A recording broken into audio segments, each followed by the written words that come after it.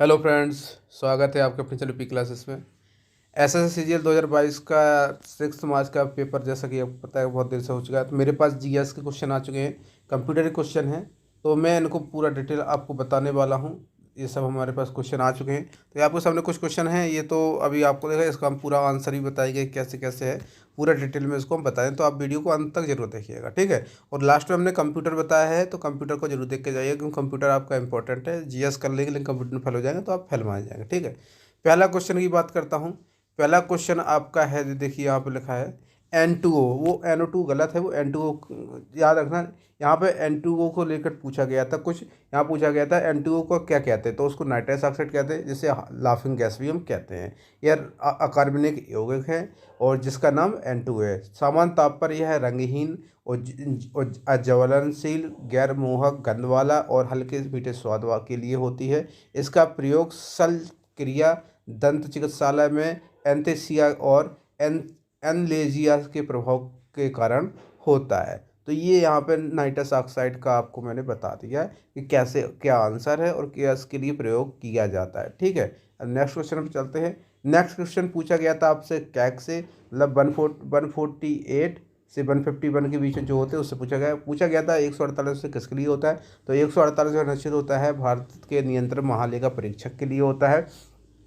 भारत के एक नियंत्रण मालिक से परीक्षा होगा जिसका जिसका राष्ट्रपति अपने हस्ताक्षर और मुद्रा सहित अधिपति द्वारा नियुक्त करता है। उसे उसके पद पर से केवल उसी से उन्हीं आधारों से हटाया जा सकता है जिन रीतियों पर उस न्यायाधीशों को हटाया जाता है, उच्चतम न्यायालय के न्यायाधीशों को हटाया जाता है। उसी तरीके से कैग को हटाने का प्रोसेस बिल्कुल सेम है, जो उच्चतम न्यायालय के न्यायाधीश को हटाने का आदेश जो तरीका है। तो यहाँ पर कैग से क्वेश्चन पूछा गया, तो इसका नियंत्रण महालेखा परीक्षक था आंसर।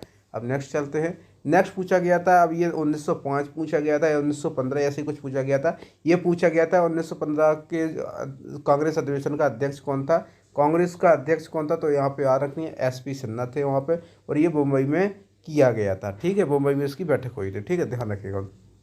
यहाँ पे कुछ कांग्रेस से रिलेटेड कुछ क्वेश्चन है, तो यहाँ पे देख लेते हैं। राष्ट्रीय कांग्रेस की जो बात करूँ यहाँ पे, प्रख्यात है 1885 में इसकी स्थापना की गई थी। और इसकी स्थापना हुम ने की, जो थियोसॉफिकल सोसाइटी के प्रमुख सदस्य भी थे। दादा भाई नौरोजी, दिनसा बाचा शामिल थे इसमें। 19वीं सदी के आखिर और शुरुआत 20वीं सदी के स्वतंत्रता सेना के संग्राम के लिए इसमें गया। इसमें 1.5 करोड़ से आदमी लोग जुड़े हुए थे। 7 करोड़ प्रतिभागी इसमें ब्रिटिश उपनिवेश शासनों के विरोध के रूप में भागीदार बने थे कांग्रेस के लिए, ठीक है। तो ये आपका कुछ मोटा मोटी मैंने कांग्रेस के बारे में आपको बता दिया, ठीक है।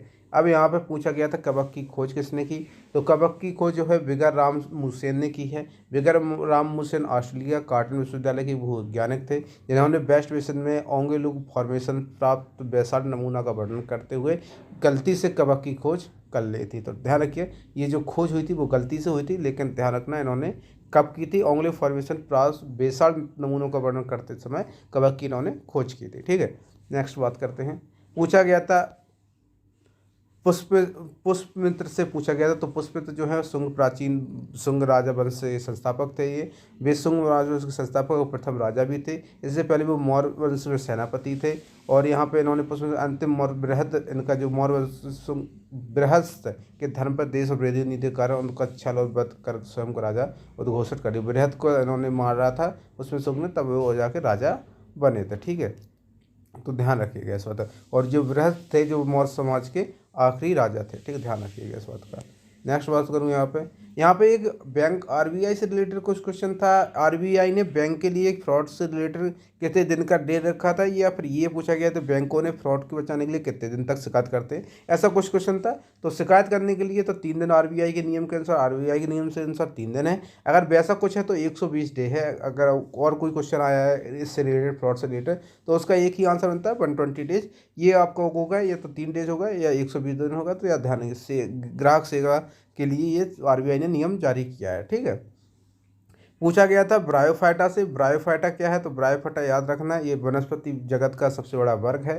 इसके अंतर्गत भी सभी पौधे आते हैं जिन्हें वास्तविक संबंध ऊतक होता है, मतलब वस्कुलर टिश्यू नहीं होते हैं, इसमें ध्यान रखिएगा, नहीं होते हैं। जो जैसे मोसेम हो गया, मोसिस हो गया, हॉर्नवेट हो गया, ये सब इसके क्या है, एग्जाम्पल हैं, ठीक है। आगे चलते हैं।